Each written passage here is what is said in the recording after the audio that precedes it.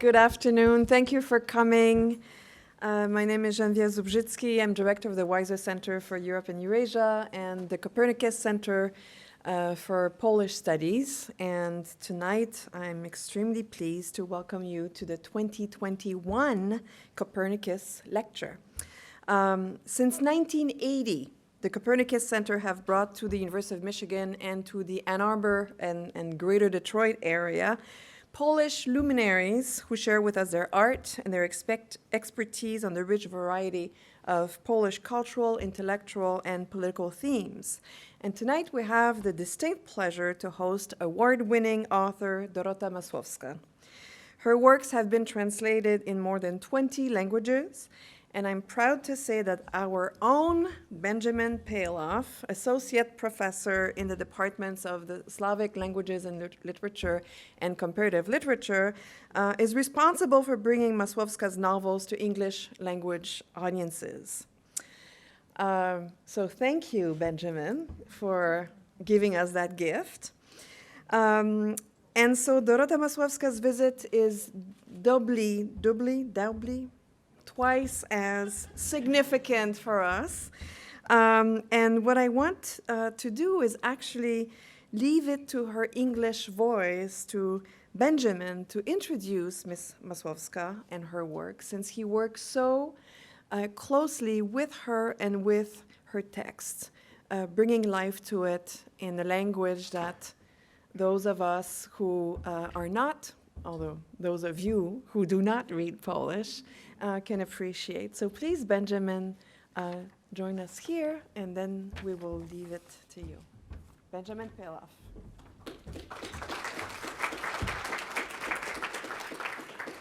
Thank you very much. I brought props.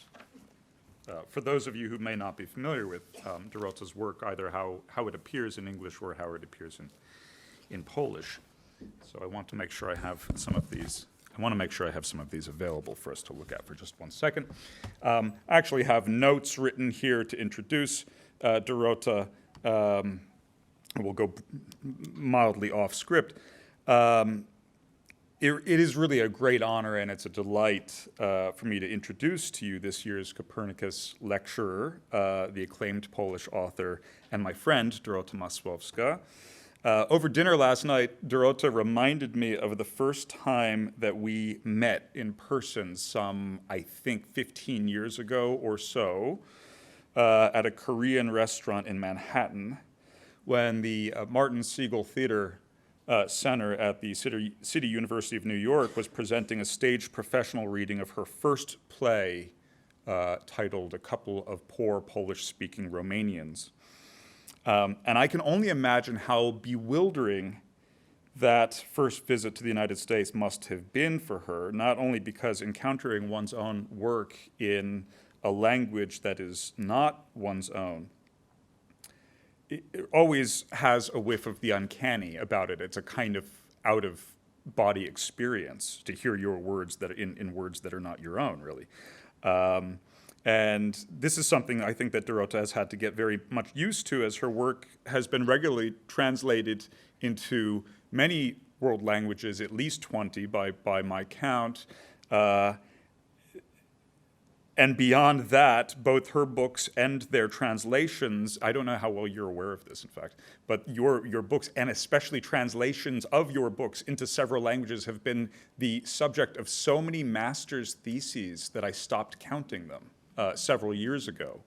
The language that Dorota uses, different languages in her different books, is so special that it has been the subject of literary analysis, social analysis, linguistic analysis, and translation analysis repeatedly, both in the United States and in the United Kingdom. But what must have been especially bewildering, I think, on that first visit to the US is that at the time, though having already established herself as one of the most innovative, challenging, and dynamic authors in contemporary Polish letters, Dorota was still in her early 20s. Granted, writers in Poland do, in fact, break into the literary marketplace at an earlier age than their counterparts in the United States. But no one announces themselves so early or indeed so powerfully and with such lasting impact as Dorota Masłowska did with her first novel, Wojna polsko-ruska pod flagą biało-czerwoną, published in English as Snow White and Russian Red. That's this book, which is also the first of her novels to appear in English, published by Grove Press. She wrote this novel at the wizened age of 19. Immediately hailed as the most stylistically innovative and culturally significant novel in Polish in many years, which also brought positive comparisons to the works of writers like Witold Gombrowicz. A lot of pressure, in fact, for a 19-year-old, as I say that out loud, it occurs to me. The novel received the prestigious Paszport Polityki Prize and was a finalist for the Nike, the highest literary honor in Poland. In 2006, just 3 years after the fact, her second novel, Paw Królowej, which has not yet appeared in English, but might be translated as Queen's Peacock, did, in fact, receive the Nike, the highest literary honor in Poland.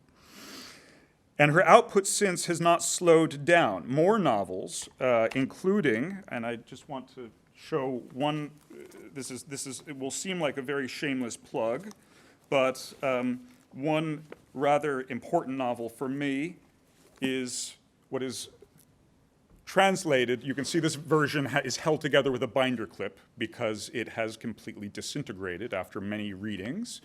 Translated as Honey, I Killed the Cats. It just came out. This will seem like a shameless plug. I can guarantee you, should you purchase this book, neither of us will receive a dime. But it will encourage the publishers to continue publishing these books. Most literary publishers publish literature and translation at a loss. So if you do not buy the books, they will stop publishing the books. So it's worth bearing that in mind. In addition to the novels, Dorota has published several other works, including 2 award-winning plays, several collections of essays, some children's books, including children's books that are for children and other children's books that are specifically not for children, and a very impressive hip-hop album under the stage name Mr. D. She is unquestionably one of the most influential and protean artists in the Polish language. We are very, very lucky to have her here with us today. Please join me in welcoming Dorota Masłowska.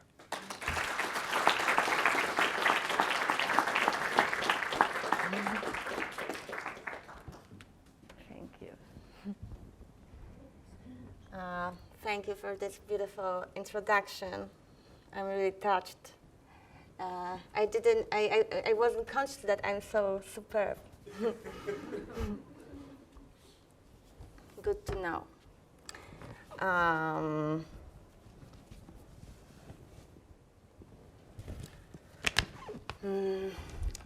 My books aren't really about drugs and sex. This bizarre statement provokes questions. For starters, what my books are really about. And this question didn't wait till I'm here with you, but it attacked me once I got to Michigan at the airport and the immigration officer's booth, where I had this very routine interview about why I came to Detroit, what for. I told them that I was giving a lecture on the university. So they asked me what this lecture was about. I told them that about literature. And it was the first moment when I hesitated because due to my braces, word literature is very difficult to pronounce for me. But they asked me what kind of literature I write. I told them that's fiction. What kind of fiction? So this was my first real fit of confusion, but I told them that novels and plays. What about?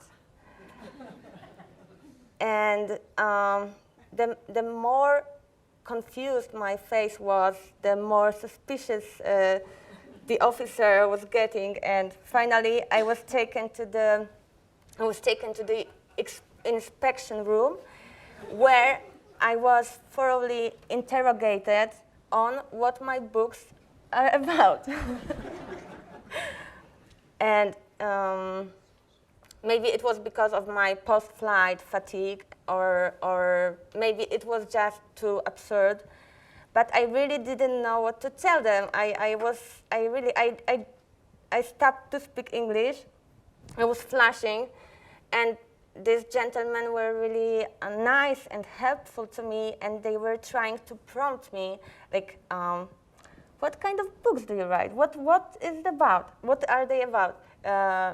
Historical, science fiction, romance? But I was really unable to answer. And finally, they released me. As you can see, I'm here. I was not arrested. Anyway, I thought that I'm really curious. I would really love to see what they wrote in this formula. But since we don't have the access to this well-guarded documents, we can't know this unambiguous answer to this very ambiguous question posed by the title of this lecture. So I have to give this lengthy speech on that.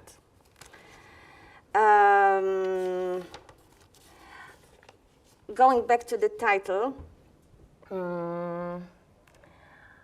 as you probably know better than I, our subconsciousness doesn't hear negations. So probably reading that my books are not about drugs and sex, you were subconsciously convinced that they are about drugs and sex, and that's why you came here.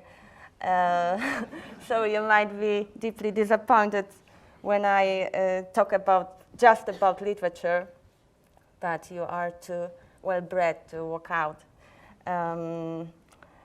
That's what I hope. Anyway, drugs and sex are such a honeypot to us because they are so naturally thrilling.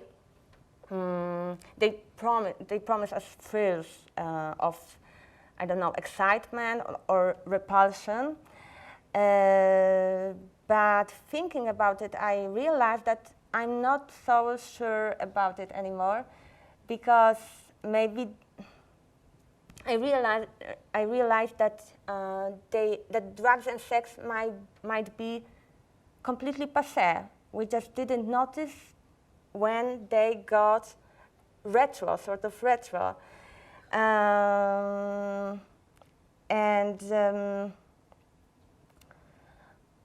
I thought that I really hesitated. Is there anything thrilling at all? Are thrills still thrilling for people? Maybe thrills themselves are a little bit outdated. And we are this very modern, thrill-less society. I thought about last novel of Michel Houellebecq under this paradoxical title, Serotonin. And it's a good example of the direction that probably literature is taking at the moment, because Michel Houellebecq describes lack of sex and lack of drugs and lack of pleasure, lack of passion, which is very significant. Because this new direction is definitely less attractive for literature. Drugs and sex are vital and vivacious, and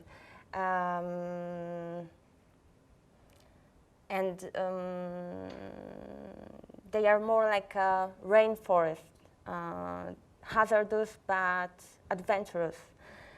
But last remains of rainforests are being chopped out at the moment, so world is turning into a desert or a sort of, I don't know, modern digital purgatory, and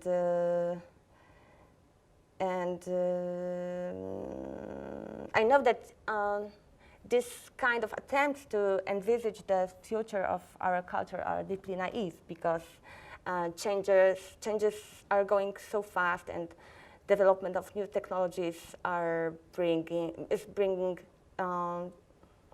something new every single day, and the only thing that is really stable are changes, and they are so unpredictable. So we really can't say what is next. Anyway, it's very interesting to me that that drugs and sex are not sexy anymore, and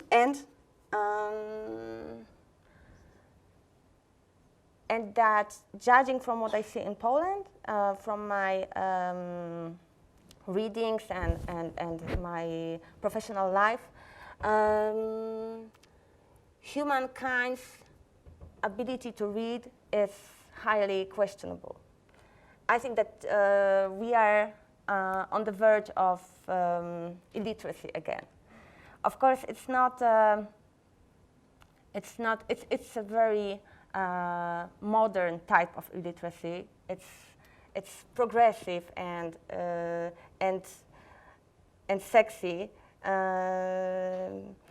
but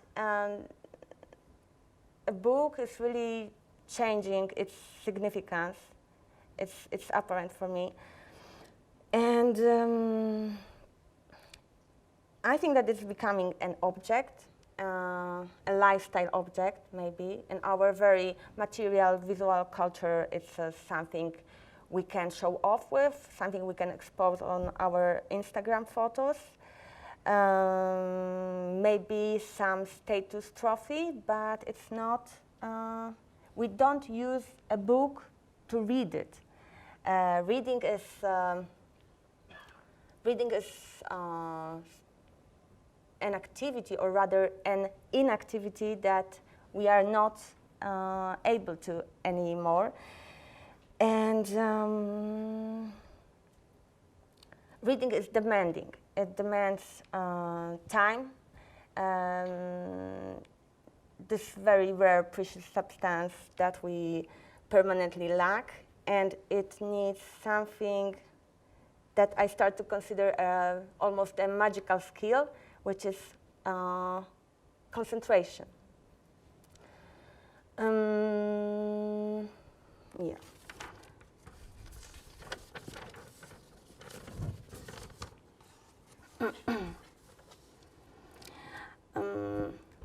Of course, I don't want to tell you that people don't know the alphabet, because they do know alphabet, but within the limits that of what they want to watch. Because I personally think that we are back to image culture again, image communication. It's not a revelation, but I really mean it.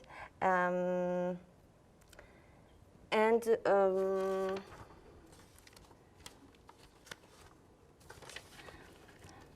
also, our concentration is deeply. We are unable to focus. We are addicted to this changes of topics, to this ads popping out from everywhere, to these windows flying around our screens. And I think that our brains are just addicted to overstimulation, to the overstimulation that a book can't provide. But still, I think that we have this very natural, very primal need of a story, and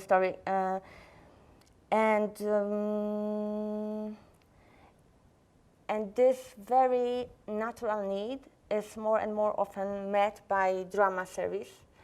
Don't get me wrong here, because I don't think that drama series are barbarian and should be forbidden, and people who watch them should be arrested and legally forced to read books.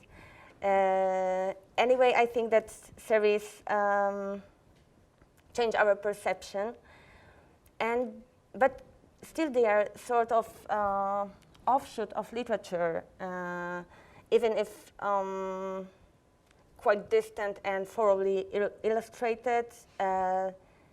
They still, in the beginning, was the word. I personally can admit to all the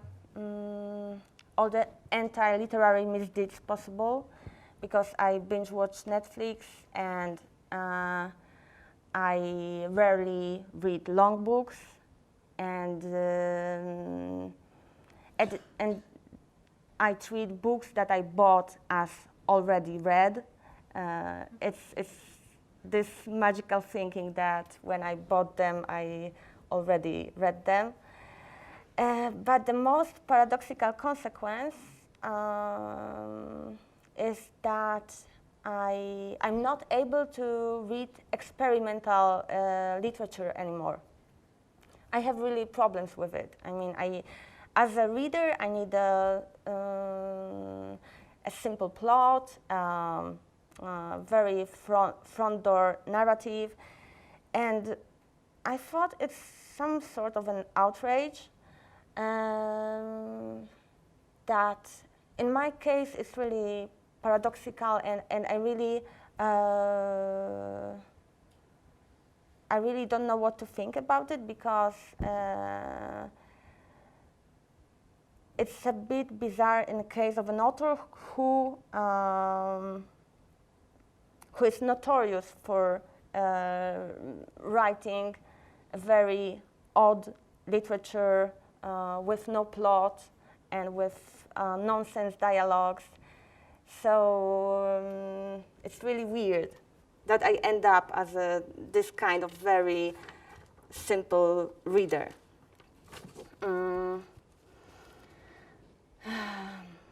But it a little bit brings up closer to the answer to the question posed by the title of this lecture, because my books are more or less about language. And here starts my story. Story that is quite untypical, not only in Polish context, but also in a bigger picture, I think. I was born in the 80s in a small town in the north of Poland, not very far, but also not very close to Gdańsk. My family background is not very artistic. It's rather unartistic, or maybe even anti-artistic. Which means that my parents didn't believe that art can be someone's job. So I think that being born with this strong interest, strong and early manifested interest in literature, I was really lucky to be born a girl. Because if I was a boy, they would make me to study something serious and important, specifically something that will bring money. But being a girl, I could do what I wanted to, because it was obvious that my future husband will earn money for my fur coats and jewelry. So they let me do what I wanted. So I was writing. I think that very early I felt this weird longing for something hard to name, but very vivid. I would say this was longing for something that will make life not so literal, not so dull, not so obsessed about taking showers, working, having dinners, and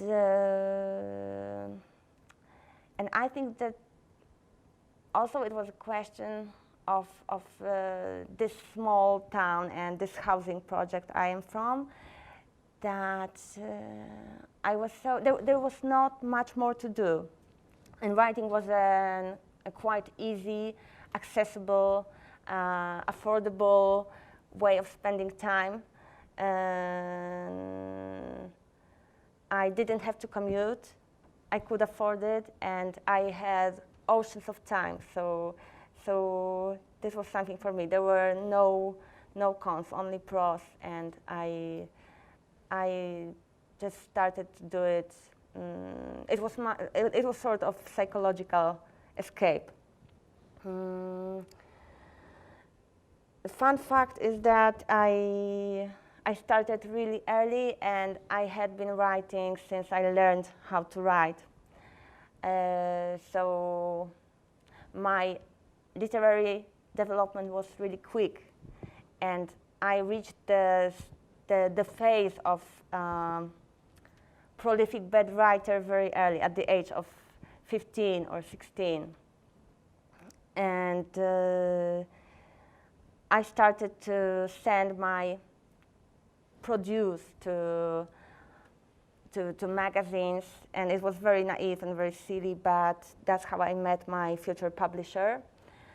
Paweł Dunin-Wąsowicz, a very peculiar figure of Polish cultural life. At that moment, he was a journalist of some huge cultural magazine, but simultaneously he led single-handed small publishing house of his own.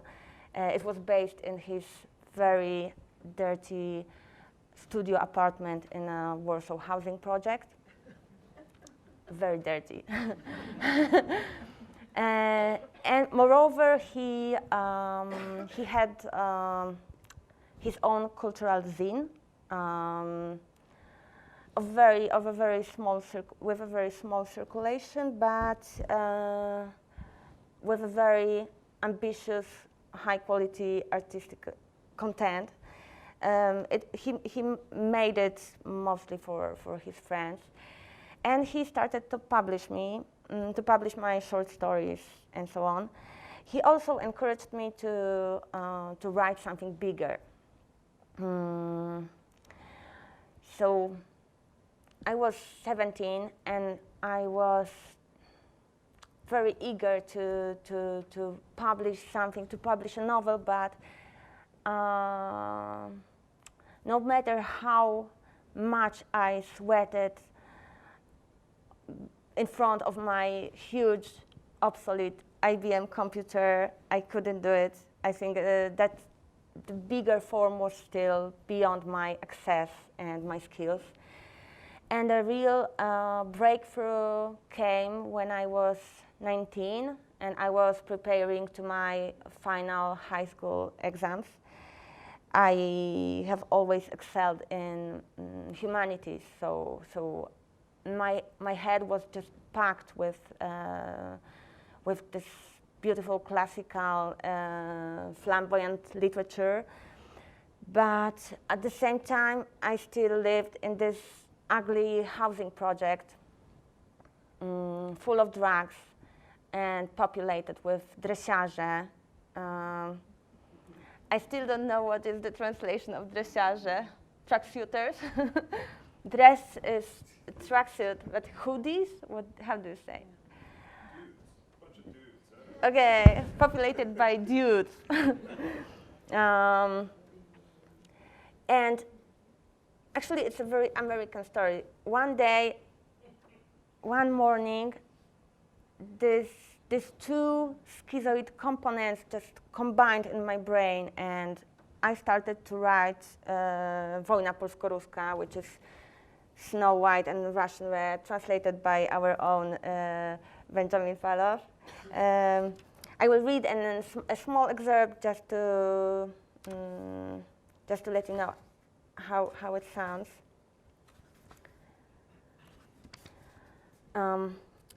First, she told me she had good news and bad news, leaning across the bar. Which do I want first? The good news, I say.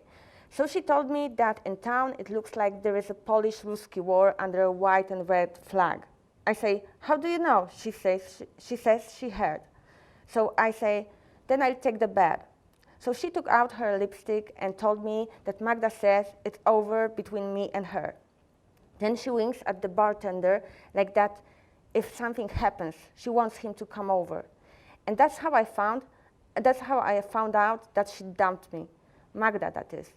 Even though we'd had it good, we had our share of nice times, a lot of nice words had been said on my part as well as hers. For real. The bartender says to me, fuck it, though it's not so simple.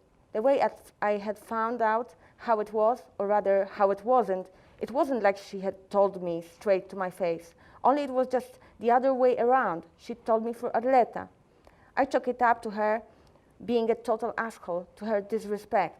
And I'm going to hide it, even though she was my girlfriend, about whom I can say that a lot of different things had passed between us, good as well as bad. So, as you can see, the language is rather weird, bizarre.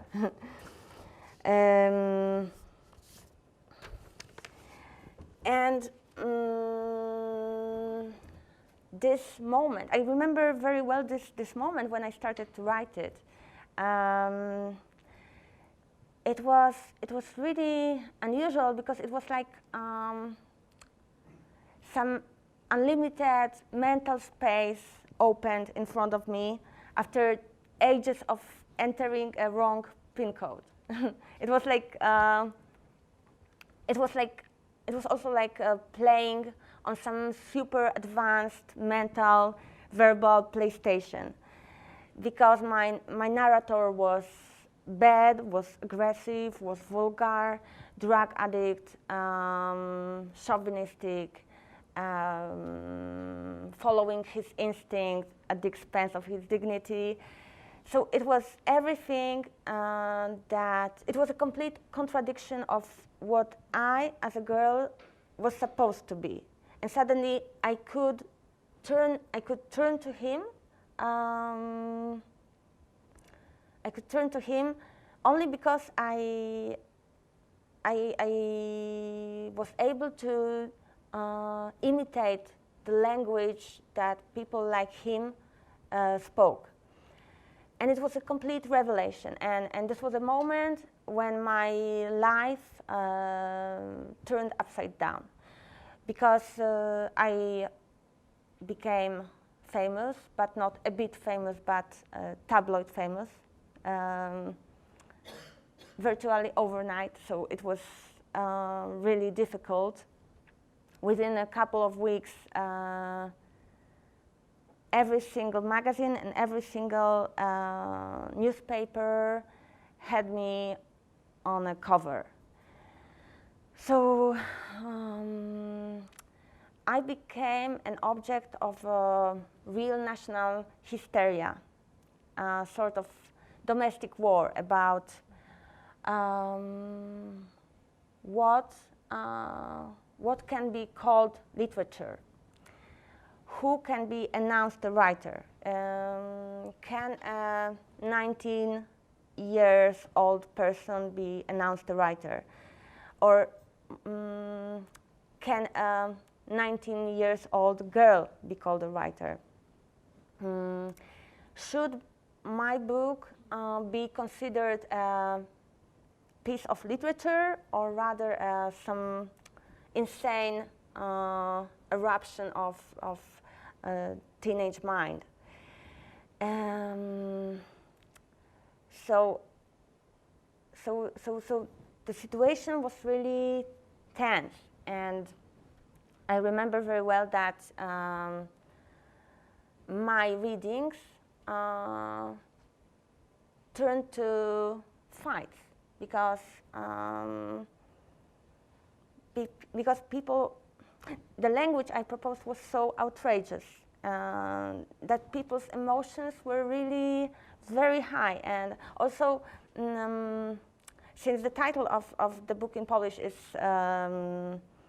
Polish-Russian War Under Red and White Flag, many 100-year-old combatants and conspiracy theory fans came to my readings to discuss Polish history, which was very unsuccessful and which drove me to social anxiety for many years. Anyway, I think that I was irritating for people for many reasons, and I got a lot of recognition from critics, along with the worst criticism and the worst criticism about everything, like about how I write, but also how I behave, how I speak, and which is very common when a woman is concerned, how I look. But with hindsight, I conclude that my main misdeed was that I showed the language. I showed how people really speak, and it was unbearable. It was unforgivable. I think it might be a Hermetic Polish issue that language as a mother tongue is a sort of obsession due to our difficult history, due to the annexations. It's, I think it's subconsciously considered a sort of bastion of Poland and Polishness. And people really declare to love it, but at the same time they speak in the worst possible way. They speak in a very brutal, aggressive, vulgar way. And my book was a sort of mirror that I showed them. And now I see that all these attacks on me, all this resistance I encountered was caused by that. Maybe now we should see a scene from a movie based on this book, a movie directed by Żuławski, just to show the vibe. Okay.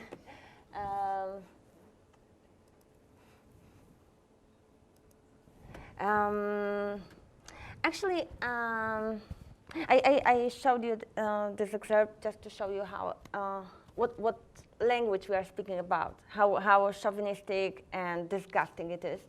But I had a sort of revelation last year when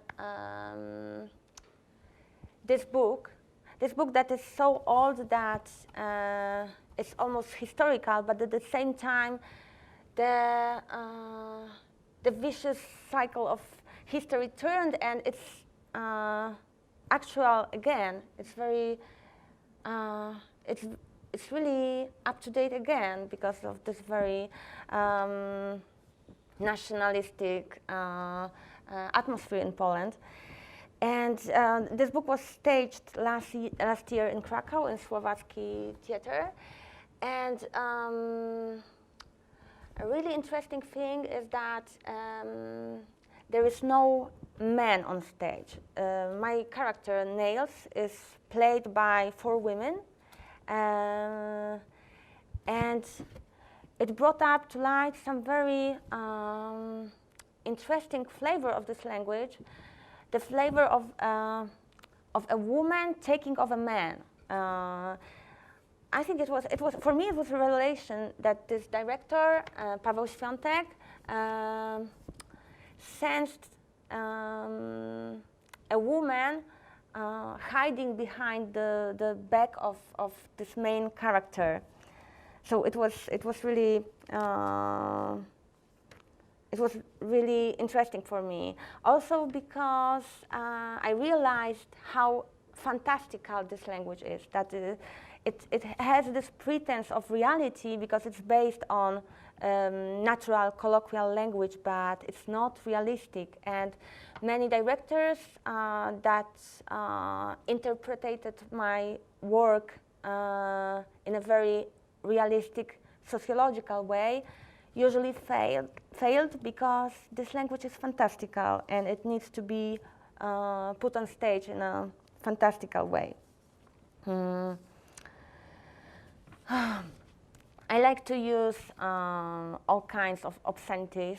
I garble words and I devastate grammar rules just to give this language a natural street vibe. And I think that this method gives these texts some kind of oral potential, and that's why these texts are very frequently put on stage in theater. And that's what happened to my second novel, aforementioned Queen's Peacock,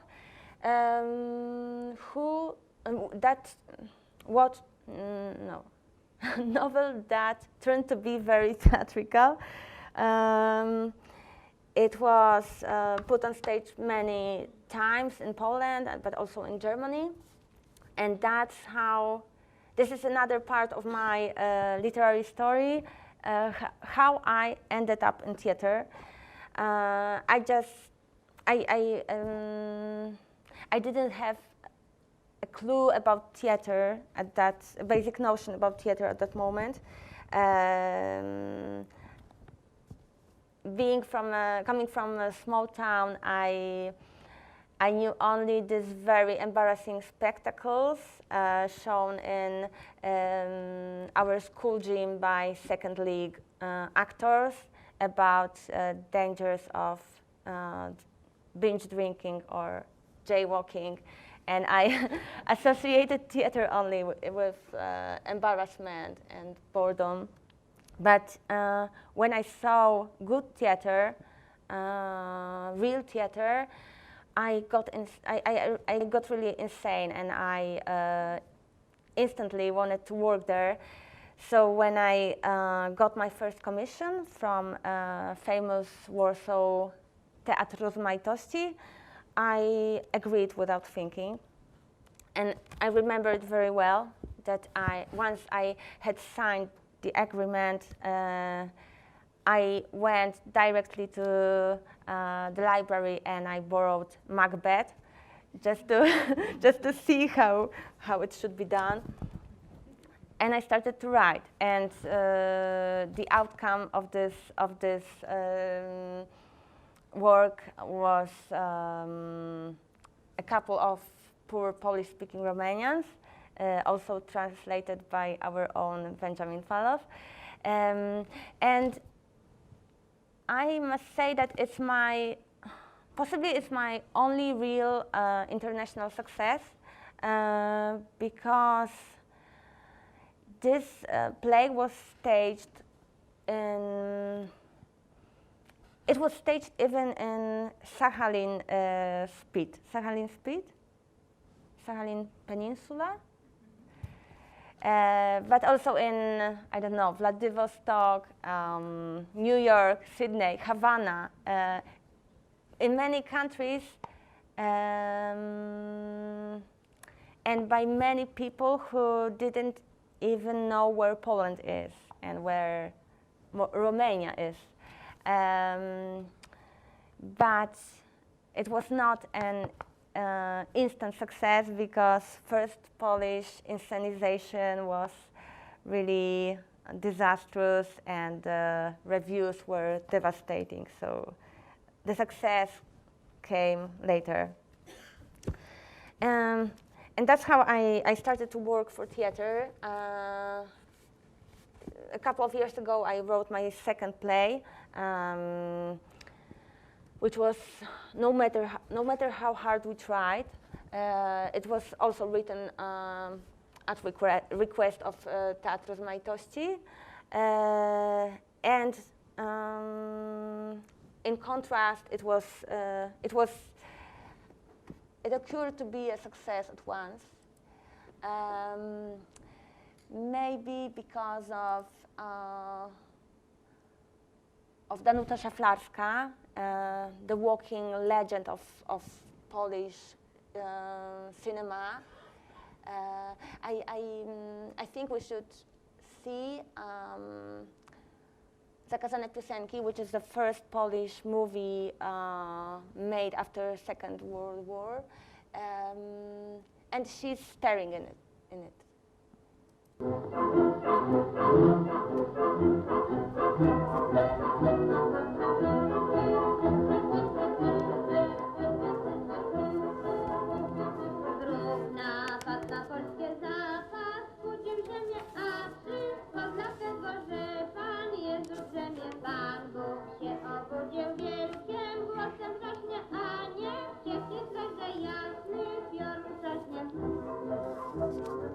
This is her.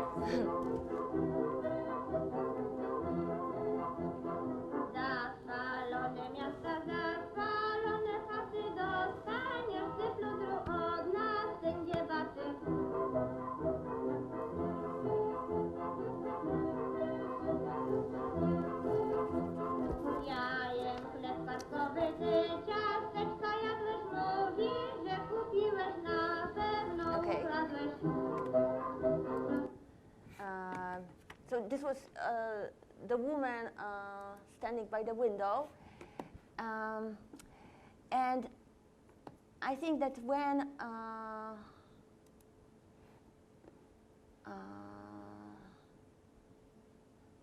that in 2009, when she showed up on stage, being almost 100 years old, it was so touching that people cried only at the sight of her. They didn't need much more.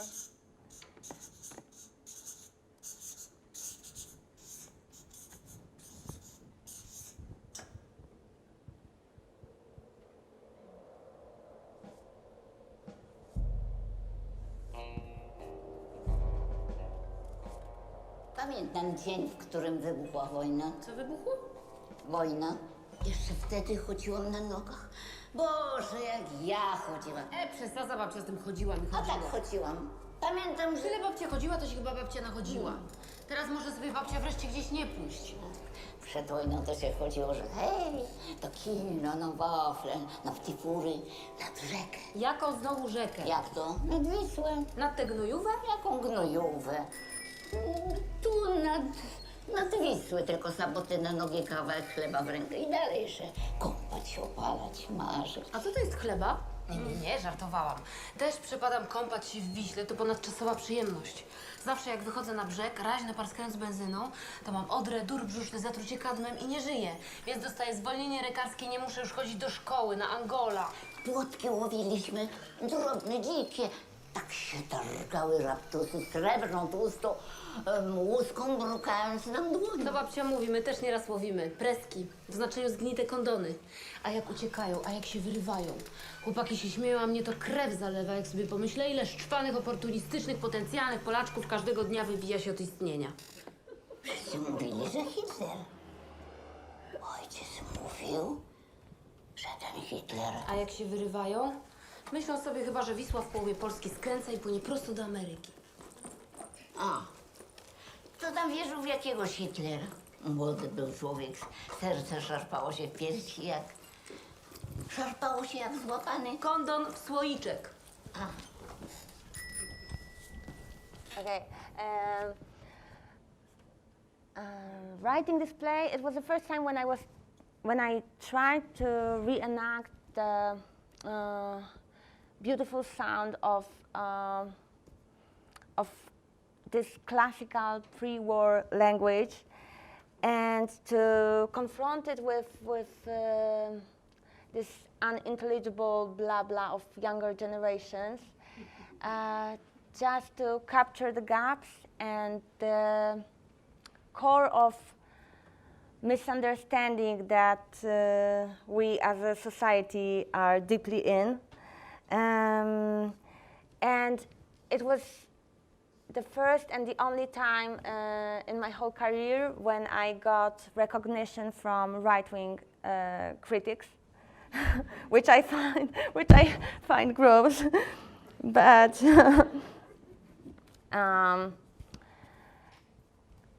very quickly I got fed up with this pompous Catholic national atmosphere that arose around my writing, and I did two things, two own goals, I would say.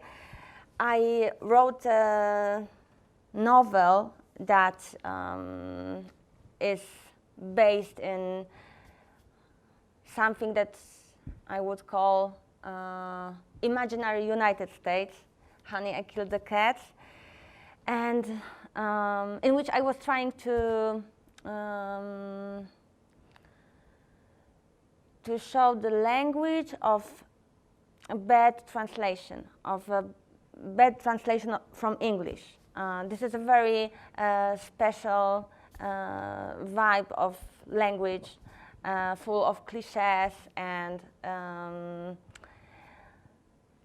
unnatural and odd, but you never know where the snag of this oddity is. I would like to know how our own Benjamin Paloff dealt with it.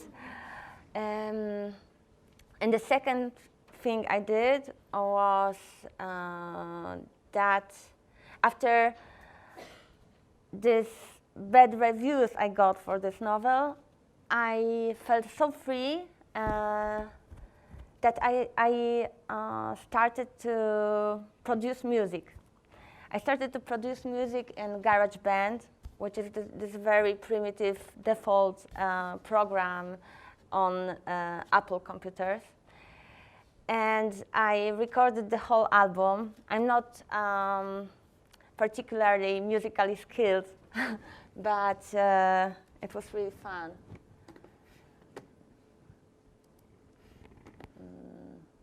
This is one of my video clips.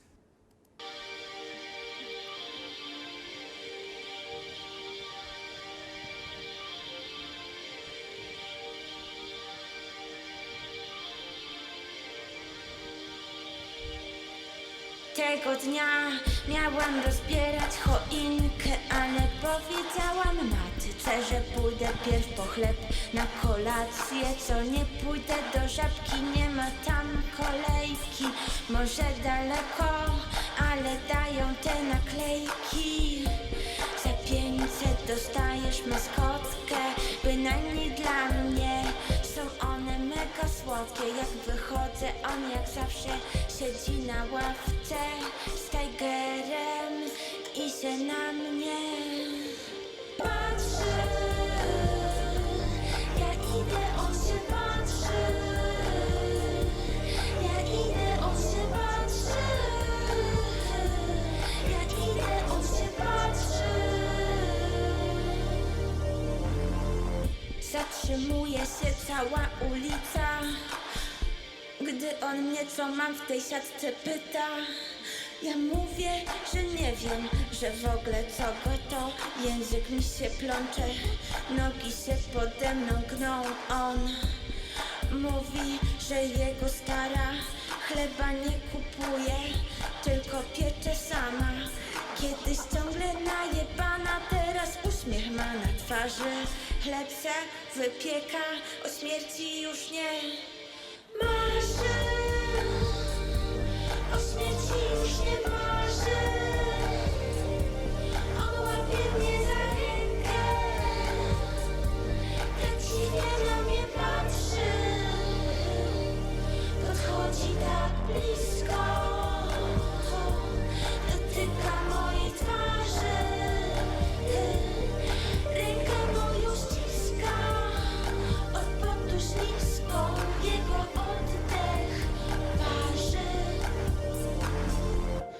się składa, że dziś stara w ciężkim stanie zlądowała na ojomie, raczej trochę tam zostanie.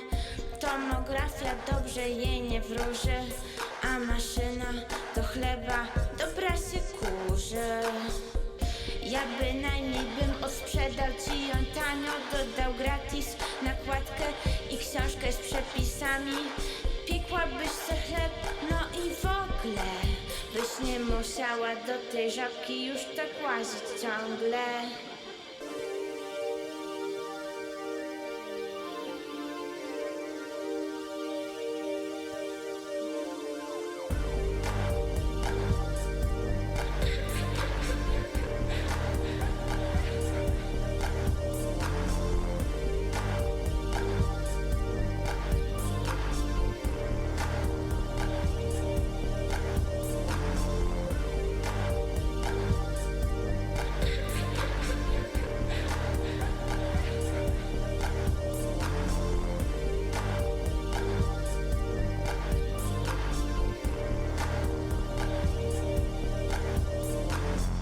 Od tamtej pory nic tylko wypiekam, aż góra bochenków po sufit zalega. Z chleba upiekłam ściany, krzesła i obrazy. Zamiast łez okruszki toczą się po mojej twarzy. Po mojej twarzy. Po mojej twarzy. O śmierci już nie marzę.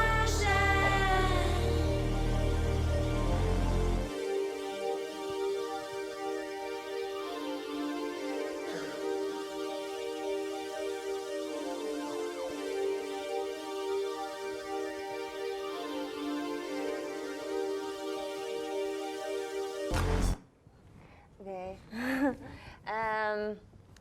This is Ania Rubik, Polish supermodel. And there's also Maciej Nowak, the most famous Polish culinary critic, starring.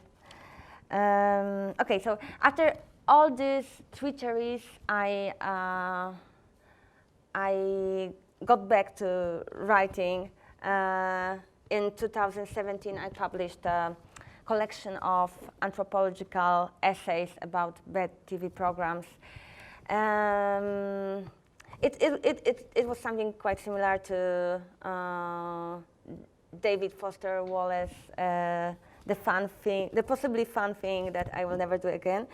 And my last release is Inni ludzie, Other People, not translated to English yet, but translated to German and French and partly Russian. This last translation is quite successful because Russian occurred to be even more flexible than Polish, and it's not that tough as in other. The translation is not that difficult as in other languages. So I thought that we could see the trailer of this. It's another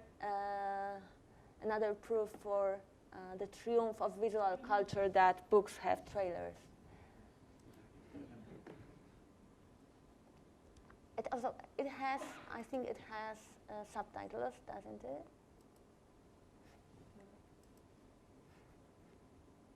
I don't know how to turn on subtitles.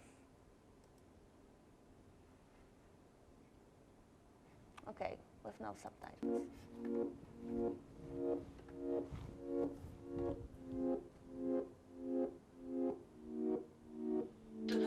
Poniedziałek, za oknem niebo ołowiane, na dywanie igły opadła z choinki jak złudzenia.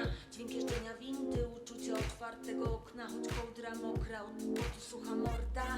Napoi wyskokowych posmak to znak, że trochę wczoraj pogrzał, ale miał powód dochodzić 10, więc to wstał. Wątpił, że zdąży na szybkości się wykąpał. Wyglądał jak z gardła psa, ale chuj się ogolił, ubrał spodnie, kurtkę. Co mu obstawi kumpel, choć z powodu, że krewuna się wbrylała w sąd dobra marka. Ale karma trochę zła, bo śmierdziała też jak smokła jakąś psem czy kurwa owcą. Teraz także wyczuł jakąś nutę słodką. Dezodorant młodszej siostry, fajki w niej chodziła palić na balkonie. Ej sorry, wbił do pokoju do niej, cały kubek jej na biurko wypierdolił. Skórnik go wyzywa, bo jej zeszyt zalał. Może bywa, jak z choinki kły obeszły na dywanie. Dzień zjebany myślał na ołowiane niebo przez firany patrząc. Tyle czekał, a wszystko się jebie. To pojebany dzień, znowu się po mieście włóczysz. To nie hotel, nocy wracasz, nie pracujesz, się nie uczysz. To wezwanie skleja, 1500 do zapłacenia. To pojebany dzień.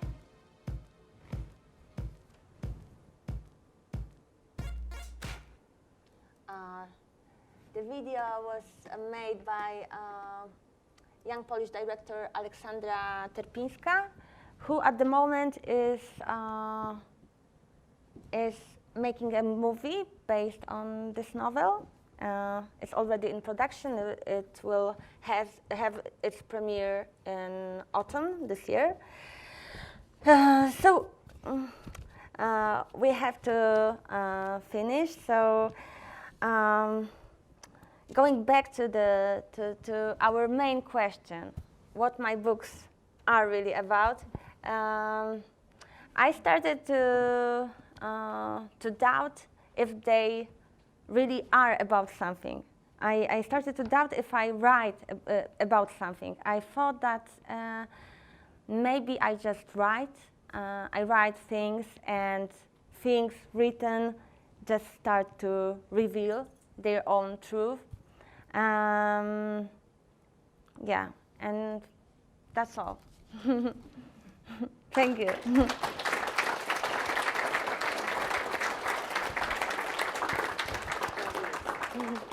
Thank you so much. And now we have about 20 minutes for Q&A, questions, conversation with our own. I think now we'll be called Our own. Yes, Ben Hiloff. And there are microphones on each side.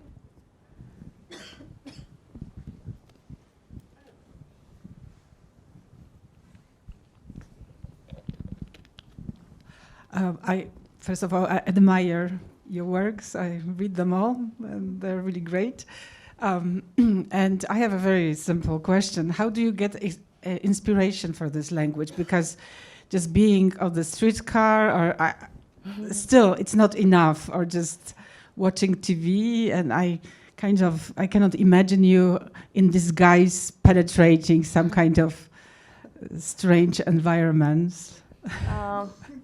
Okay, I have my microphone on.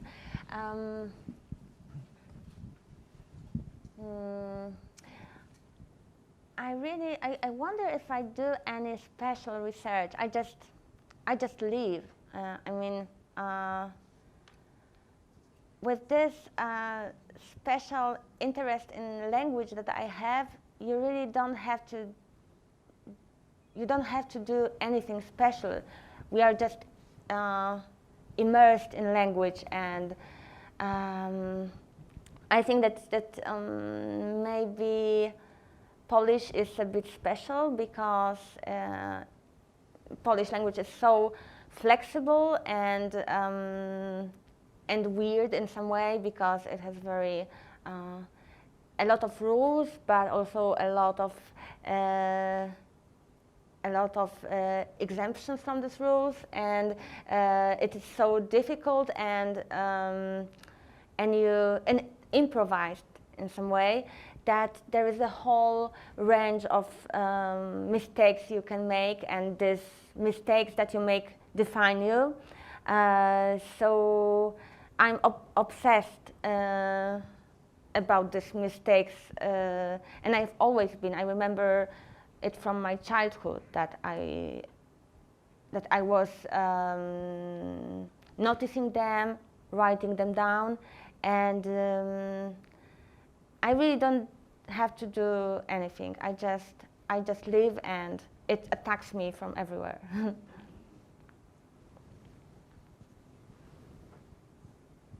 So I have a question to Benjamin. To Benjamin. What about My own Benjamin. what about the translation of Honey, I Killed the Cats? How did you manage to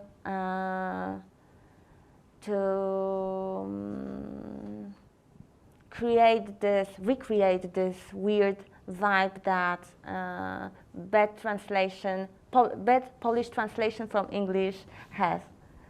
I don't know that it's up to me to decide whether I did succeed in doing it. Actually, it's up to you. And not you. It's actually not up to you. It's up to you. But it's certainly something I was sensitive to in translating the work. I've been translating Dorota's work in many different genres, actually, not just the novels, but even the video with of Chleb. There is a version online with my subtitles, and if you read you should be able to read the subtitles over the singing, and it should scan and rhyme exactly to match the music. The reason it should do that is because I translate prose the way I translate poems, and I translate poems generally the way I write poems, in a very sculptural way.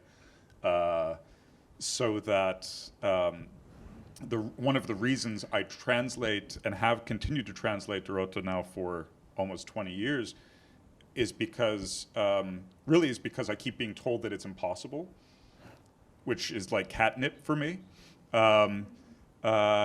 It is language that really speaks very much to my sensibility of language, where I am also someone who is, at least I flatter myself in thinking that I'm someone like Dorota, in that I think Dorota has an exceptional ear for language and for different registers of language, and for the ways that pairings of different registers, skips within the registers within a single sentence, can create a comic effect or a very tragic effect very quickly.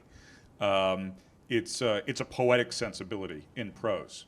And indeed, both Inni Ludzie, the new novel, and her Nikkei Award-winning novel, Pav Królové, these are both books that are written in rhyming rhythmic prose. So whether or not I succeed in creating it, recreating it, or creating that effect is not for me to judge. Although if you were to ask just my judgment personally, yes, I totally do it, because I read the translations aloud many, many, many times as I'm shaping the language. My concentration is not figuring out what's going on, because that's usually quite straightforward. The challenge is to create a melodic and rhythmic structure such that you hear the tune and you're like, oh, that's Mussorgsky's Gates of Kiev, only it's transcribed for orchestra and not for piano. That's the effect that I'm going for. You know the song immediately. The instrument is different. The instrument has a different tradition, a different idiom, different technical capabilities, but it's unmistakably the same song by the same author.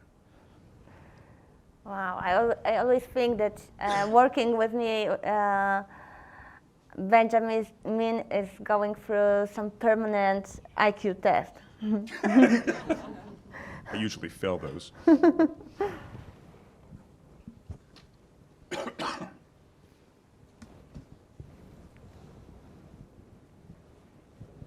Hi, thank you very much for your excellent presentation. It was very interesting. I'm from Moscow, Russia, so you know right away. Tell me about a little, I have two questions. One is, what was your parents' reactions to your books? Did they read your books? And people from your, what you call house project, I exactly can picture this because we have exactly the same in Moscow. So I'm just curious whether they did read you, and what was their reaction? My parents' reaction was rather, I think it was extremely difficult for them. Not only because it's a very small society. Small-town society is very stuffy, and they felt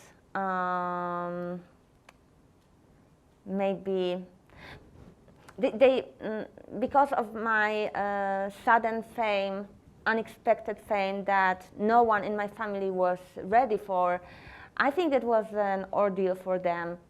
This whole excitement around me was very difficult, and they had no idea what to do with it. But I think that they read my first novel. I'm not sure about subsequent ones.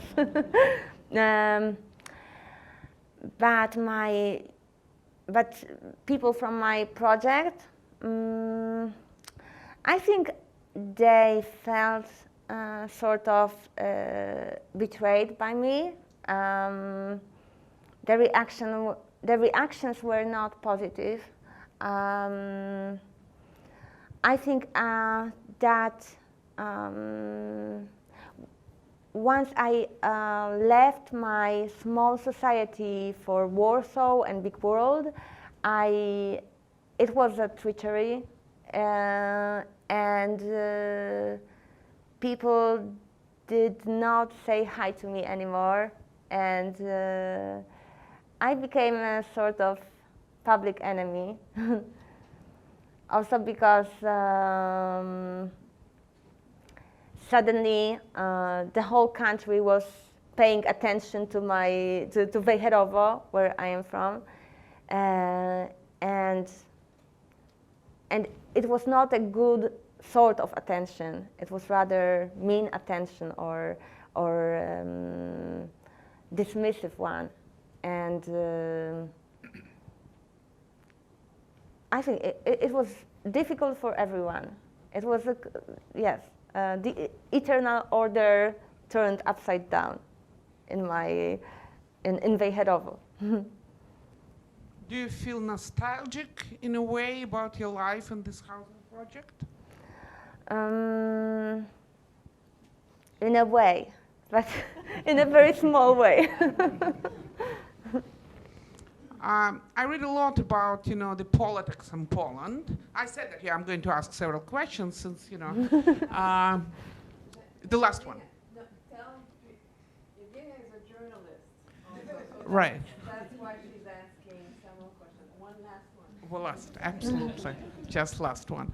I read a lot about politics in Poland, and of course, we are very interested about what's going on in your country. Tell me, to which extent you feel pressure because of this PIC government politics, because of the censorship that exists, because of, my friends in Wyborcze, Gazeta Wyborcze feels like, they are really like enemies of the current state. How do you feel in that environment, or is it sort of exaggeration on, on the part of those who report about Polish politics? Thank you.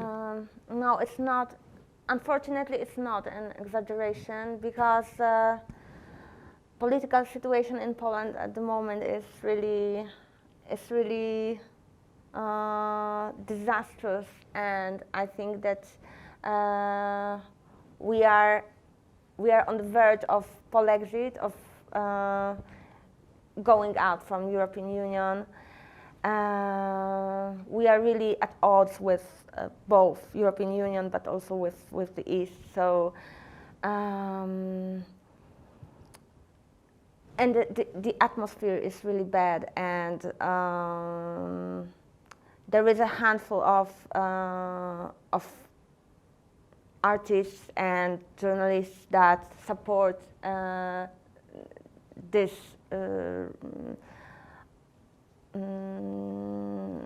nationalistic right-wing government of ours, but mostly intellectuals are against it, and in consequence are public enemies. So it's really tense. The atmosphere is really bad. I think that's the worst over the last 20 years. I have never experienced this kind of social tension and some sort of public hatred in the air. So it's sad.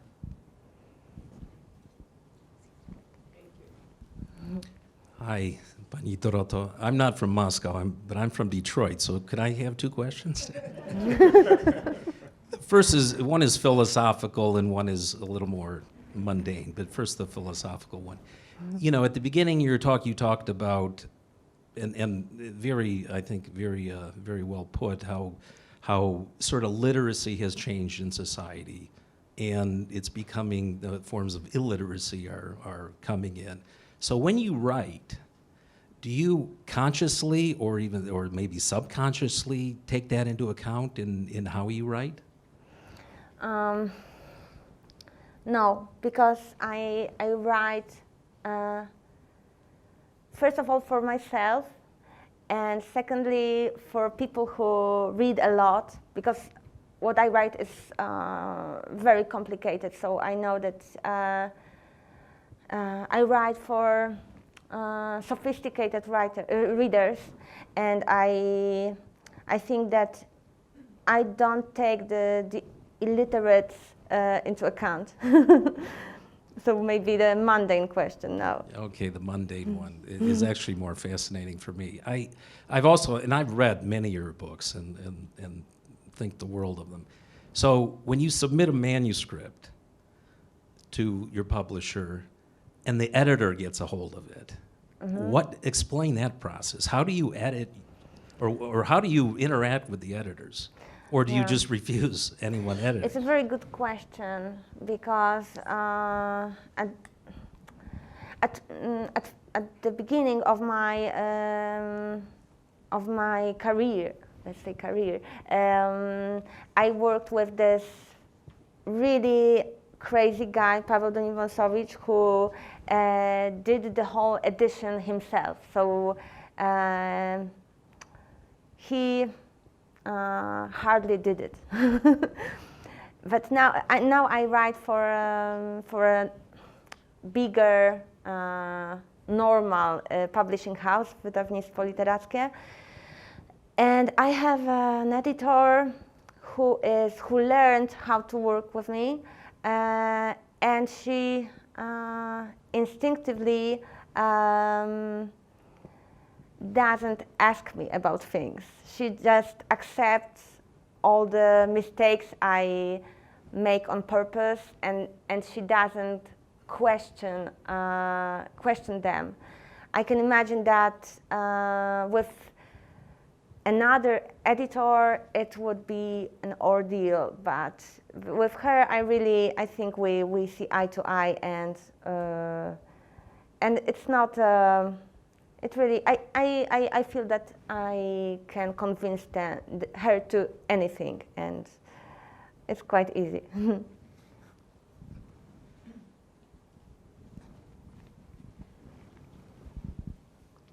I will just have one question.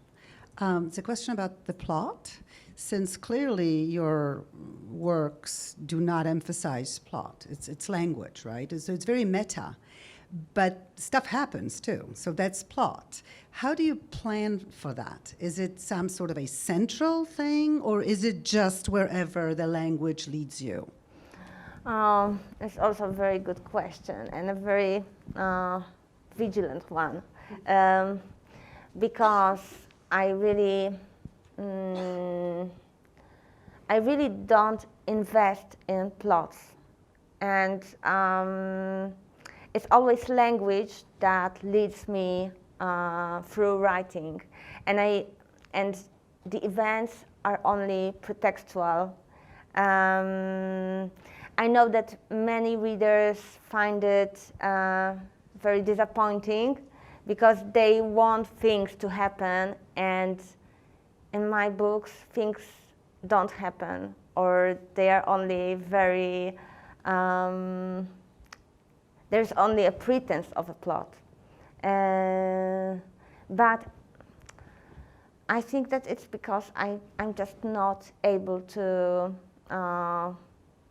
this way of very logical construction, and I use language as something that is maybe I just make it so wild that it's leads me, and it's enough for me. Sometimes not enough for readers, though. I want to jump in very quickly in reference to the last two questions, because I was amused by the idea of, well, you know, Dorota works with these editors, they trust her, they know what's going on with your work. My American editors don't. And because people are inherently distrustful of translation, they just assume I keep screwing it up. They're like, hey, this doesn't, no, what, question mark, Yeah, every it's second funny. sentence. It's funny because it's a problem of many of my translators. Yes, yeah. No, I imagine this is symptomatic around the world of, like, you know, there's the term "stet" is what you write on a manuscript when you're telling the editor, leave it the way it is. And I imagine that a good, 90% of the uses of that word around the world at any given time are in reference to translations of Dorota's work, of the translators going back to the editors saying, no, that's the way it's supposed to be. No, that one too, that one, it's supposed to sound like that. So I love how you describe how you work, your entrance into this country, because we actually live through that even as Americans. So we can interviews they all the do time. the same thing to us. So I can fully relate to that. So I just want you to, because I want to see through your eyes how you're seeing America today. I want to see this. I want to see how you see this room today. I can imagine that you're going to be writing about this. So, I want you to look around, okay, and see what you see. And I can tell you a little story about where we are right now. So this is a new renovation. I'm actually a scientist. I work next door, okay? This used to be an old building. So it just went up within the last year. And as they were reconstructing this building, actually, there were a lot of cockroaches that were living in this building.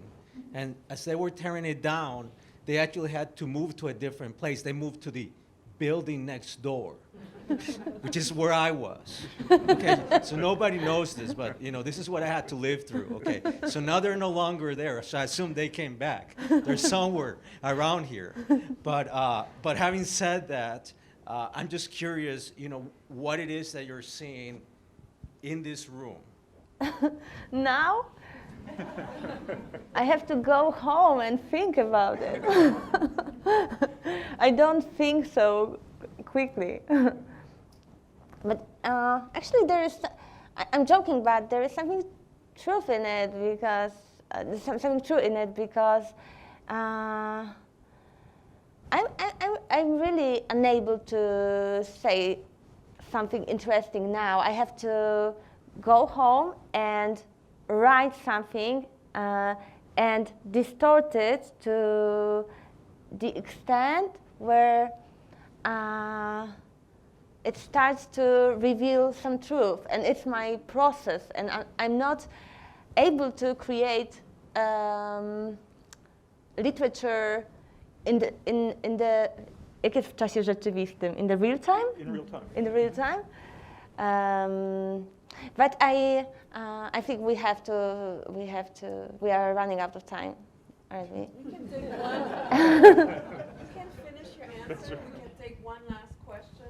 And Okay, let's take it. I thought that I only wanted to say that I remember very well when I came to America for the first time, when I met Benjamin in Korean restaurant.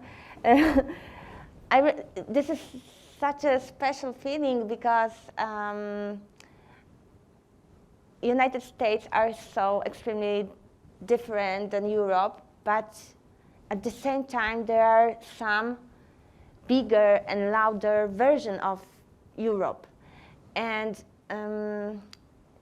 they are completely strange to a stranger, but on some level, some subliminal level, you know them super well because you know all these movies that are shown or on our TVs. So it's really paradoxical. It's really weird. It's a really odd impression that you have when you come here for the first time. I remember it very well. Hi, my question is simple. Are you aware if your books were analyzed by students and teachers at high school or universities? Am I aware? Yes. Yes, I know about this, but I can't control it. Like, I know that in many high schools, in many universities, I think that my books sometimes are even lectury, Required reading.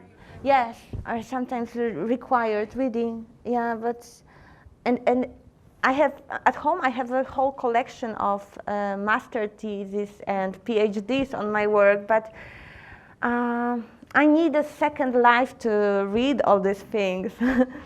Second life and maybe second intelligence, because my own is not sufficient to read scientific works about my writing. Thank you. Do you want to offer each of you final thoughts, or and then we'll conclude? I don't have any final You thoughts. have no- I don't have any thoughts now. I would just think I'm still stuck on the master's theses, because people used to send them to me, and they would usually they're from the UK and from translation studies in the UK. What people were doing were these linguistic analyses, almost always a linguistic analysis of translations of my translations of your novels, and they would usually the student would write to me in advance and ask me a bunch of questions, and I would try to answer the questions, and because I'm long-winded, they would be long answers, and then I wouldn't hear for months, and then when the person filed their thesis, they would send me a copy, and I would see what they wrote, and almost without exception, they trashed my translations because they would say, well, this word means this for a Polish reader, and this word means something else for an American reader. And I would nod, kind of looking at this and think, yes, I was translating for American readers. And then I would put it away, and then a year later I'd get another set of theses that would have the exact different, using different examples, the exact same idea. But it was more or less people became quite fixated on this idea that the language you use in Polish is so unique in Polish that it can't possibly be made into an analogous unique in any other language, which I always find amusing, because that's what translation is. And and the fact that so many of your books have been translated into so many different languages, and that you were so widely read by people, as you say, who don't even know where Poland is on a map, means quite conclusively that there is value in your writing that transcends the very materiality of the language that you're writing in. I can comfort you that I know this situation very well from my German readings, that Polish people stand up and question the translation. Yeah. It's notorious, yeah. Yeah, I always find it amusing. Well, thank you very much for Thank you so much.